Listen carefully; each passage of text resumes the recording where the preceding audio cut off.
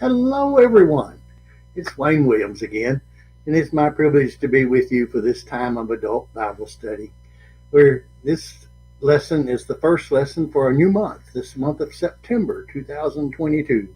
And we're going to begin a new theme here as we start to look at the idea of how we uh, make choices, and our choices reflect the intentionalness with which we live our lives as people of faith, and the way that we uh, go about doing the things that God calls us to do. Choices reflect our intentions.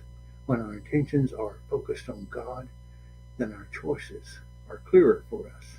Though sometimes, as we'll see in today's passage, those choices still are things that we have to put in the balance scale and choose the best rather than just good. Today we're going to look at a passage from Exodus chapter 1 through chapter 2 verse 10. I'm not going to read all those verses. I'm going to talk through those verses, and I hope that you'll read those verses.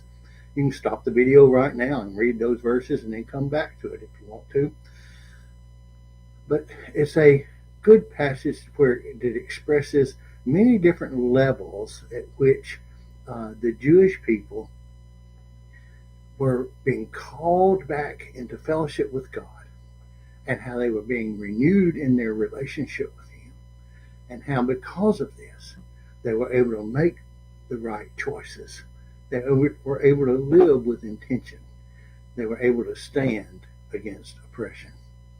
Today's lesson title, Standing Against Oppression, sounds a little bit counter to the lessons that we've just finished, where we looked at nonviolence and we looked at turning the other cheek and those kinds of things. And yes, all those lessons are vividly true and absolutely correct, but there are still times where we need to stand in opposition to oppression. It doesn't mean that we have to take up arms. It doesn't mean that we have to hit other people and force them to coercing them into doing what we feel like needs to be done. But nonetheless, we take our stand. We don't just passively let things go by. Even though we may turn the other cheek, in love and in grace and in character, we turn to that person when the opportunity presents and we say, "What's going on with you? I don't think you would have reacted that way to me if there wasn't something troubling you. I'm concerned about you." Wow. Now that's a Christian stand against things that are not correct in our world and in our lives. Well, let's look at this from Exodus. We start out in Exodus chapter 1, verse 1, with the writer giving a little short genealogy there. He's talking about the Jewish people who came to Egypt originally, and you'll remember they came during a time of a famine, and Egypt had stores of grain and had fertile land, and they were able in Egypt to survive this famine. And God sent ahead of them Joseph, and He empowered Joseph with the wisdom to help the Egyptians as well as His own people prepare for this famine and to get through this time of famine. And because of that, he earned a high station in the government of the Pharaoh of that day. During that time, the Jews were welcomed into Egypt because they were associated with Joseph, and because of Joseph and his great leadership, they enjoyed a time of prosperity and a time of peace, and they settled in there in Egypt.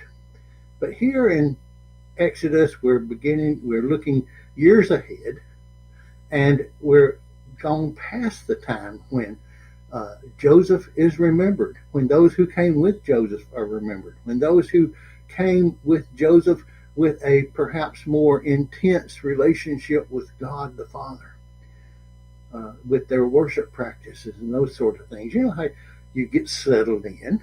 They came to Egypt. They were enticed by the Egyptians' worship practices and their principles and their laws and rules. And slowly but surely over time, they began to drift away from God. And so this passage today represents looking first of all back to their roots and saying, remember from whence you came. Remember those things that are important about who you are, and most of all, whose you are. That was a very important thing for the Jews. That was something they always, that's why we see in the Gospels, two of the Gospels use genealogy to begin the story of Jesus' life and ministry. And it's because that connection with the historical Jews and God and his promise originally to Abraham that it's so important for them. I remember a song from my day, a popular song, but I just remember one little line of the lyric there where the singer says, ask of another person, what's your name? Who's your daddy? That's something the Jews would say just spontaneously. What is your name? What's your family name? Who's your father? Who is his father? Ah, you are indeed a Jew. Welcome, my friend, and come into the fellowship with others.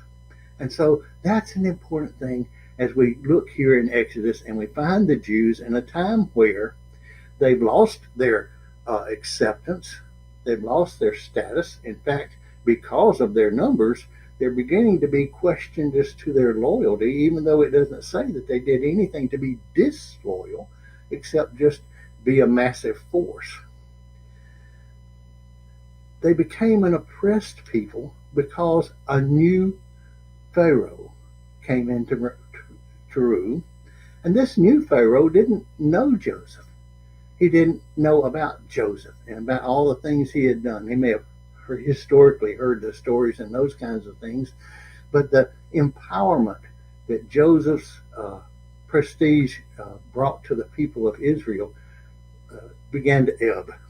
And the Pharaoh looked around and he says, my goodness, these Jews are multiplying multi times over. And before we know it, they're going to be such a large group of people that if we were to ever go to war and they were to somehow decide to join with our enemies, they would easily overwhelm us. And so the Pharaoh changed the relationship of the Egyptian government, the Egyptian rules and laws, and started to exercise authority over the Jews as though they were slaves. And eventually they just became nothing more than slaves. And yet, even during this time, God enabled his people to prosper, and they continued to multiply. And so the Pharaoh, was worried still. And so he calls into his presence two midwives. You know, in that day, didn't have doctors and women's clinics and places where you go to give birth to a child. The midwife would come to your home when your wife went into labor and be there and to assist her with delivering the child and taking care of the things afterwards that needed to be done and getting the child off to a good start. And that's what midwives did. Well, Pharaoh called two midwives who were working with the Jewish people and Jewish women as they gave birth to their children. And he said, I want you to, as the Jewish women give birth to a child, if it's a boy child, I want you to put that child to death. I want you to kill that child. And these two midwives were told, because they respected God, because they understood God's rules and God's understanding, how the value of life and the commandment against just unnecessary killing and that sort of thing, they hesitated. In fact, they didn't do it. It didn't follow through at all on what Pharaoh had commissioned them to do. And as a result of this, later Pharaoh called them in again and he says, what's going on? I asked you to kill all the male Jewish children that were being born, and that's not happening. And they offered him an excuse, maybe somewhat true, but still nonetheless more of a lie than a total truth. And they said to him, the Jewish women are so hardy that they give birth easily, and by the time we get there, it's all over and the child is clearly healthy, and there's no way for us to do what you've asked us to do. without it being a really big problem. And so Pharaoh then changes his attitude, and he sends out an edict, and he just says, any Jewish child, any Jewish male child, uh, a young child, is supposed to be taken and thrown into the Nile. And this was his way of controlling them, a genocide kind of thing, where he was just trying to keep their numbers down. It was during this time that we're told here in Exodus that a man named Amram and Jochebed, his wife, were getting ready to have a child. Jochebed had the child. It was a boy, and she noticed that he was especially healthy and hardy, and was a good child with a mother's love and care that is such a special thing. She just could not bear the thoughts of somebody taking her child and throwing him into the river. And so she hid him away. We're told she hid him away for 3 months. And then after that time, it was just getting too awkward to be able to try to hide him away. And so she came up with the idea of making a basket of reeds. There's a lot of symbolism in this story, things that you may not notice, and our lesson writers did a good job of bringing out some of these things. One of the things it brings out is the basket of reeds. The word used for reed is the same word that's used for the Sea of Reeds, or the Red Sea as it's interpreted. And so here's an early implication of moving our thoughts towards the idea of the Red Sea being a significant thing for the Jewish people. It's also a basket of reeds that's tarred and pitched and made waterproof. And the word that's used for that basket is also a word that is similar to the word for the ark and Noah's ark. And so here again is another symbolic kind of reconnection of the idea of the basket and God's deliverance of the people through the ark, and all the things that go in with that. The Red Sea that was to come, the ark that had preceded this. Another thing that we want to notice here, and that the lesson writers bring out, I thought was a really wonderful thought. When the writer of Exodus says a new Pharaoh became prominent, he didn't even name the new Pharaoh. Now that's kind of odd, isn't it? You'd think that somebody would say, well, the president, and then give a name, or the Pharaoh and give a name. And yet that's another one of those little subtle things that's a part of this writer's style of doing things. It's kind of a way of putting the Pharaoh in his place. The Pharaoh was not a significant character here. We don't even need to know his name. Now we can go back historically, and we can kind of meander around and come up with a pretty good idea of who was this Pharaoh. But the writer here is not giving him any fanfare whatsoever, just saying the Pharaoh who came into power at this time. On the other hand, here are two midwives, two very common women who had a task that they did in the community, and both of their names are named, and we still are using their names.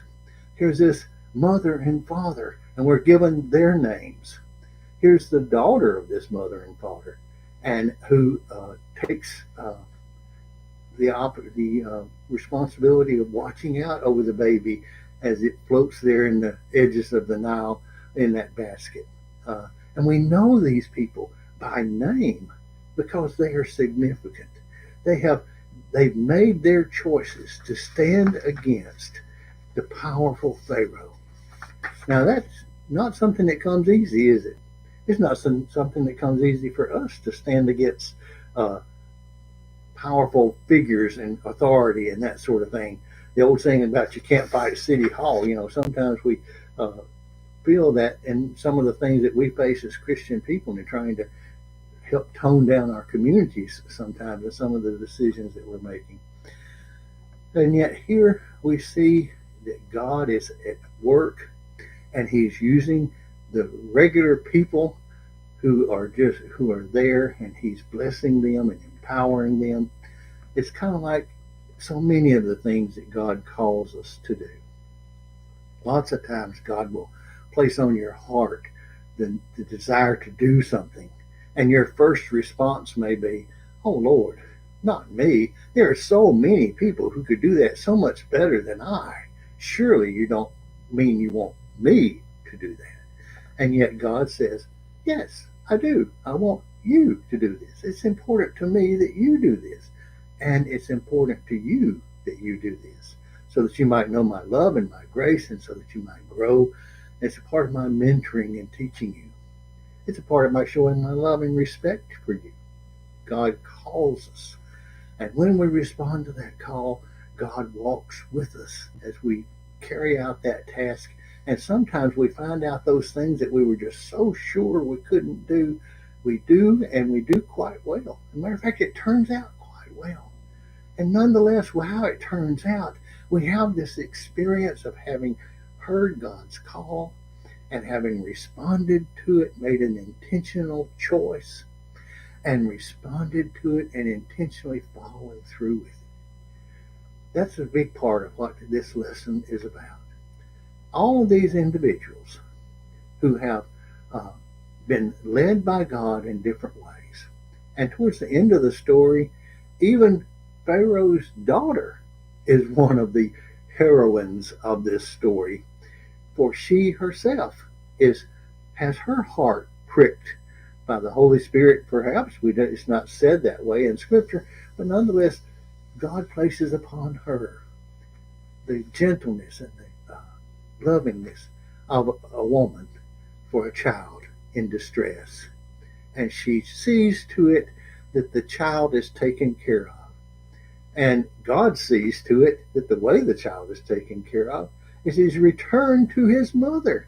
He's not only returned to his mother, but he's returned to his mother and the safety of Pharaoh's daughter, saying, don't bother this child. This child is special. This child is mine. And her coming back later and adopting this child, bringing him into the royal court of the palace. And we understand the rest of the story, how this is how Moses, and yet it continues this flow of dialogue and an understanding of how we can see God's hand moving through the lives of these people. They felt anything except powerful, and powerful in the sense of being able to withstand the Egyptians and stuff. They had been enslaved, and they probably often cried out to God saying, "Father, please help us." And at the same time, he was doing just that, helping them and getting them into that position where the Exodus could take place. God does that with us in our lives. He loves us. He wants us to be his people. He wants us to know about making choices. These midwives are a good example of that. They had two reasonably good choices. First of all, there was the understanding that they were not supposed to lie. That was a commandment. Don't be honest people, be truthful people. On the other hand, they were not supposed to kill. And so you would think, okay, the choice is clear. I'm not to kill, I'm not to lie. And yet they did justify somehow in their hearts and in their minds the lie that they told to Pharaoh. And because of that, the story progresses on. We are faced with those kinds of situations, aren't we? I refer back to, I used as a child, we used to have the Sears and Roebuck catalog right there on the coffee table. And we'd go through that all the time. There were so many good, better, best, good, better, best, good, better, best. And when we are facing choices in life, we often face choices that are good, better, best. God calls us to make the best choice. And what does that mean? That means that we can't make the other choices. We choose it above those others. Sometimes there's more than one choice. And that's where the intentionalness of our life and lifestyle and relationship with God comes into play. This unit has an overarching kind of title of choices and intentionality, making choices that reflect the intentionality that we live our lives with as people of faith.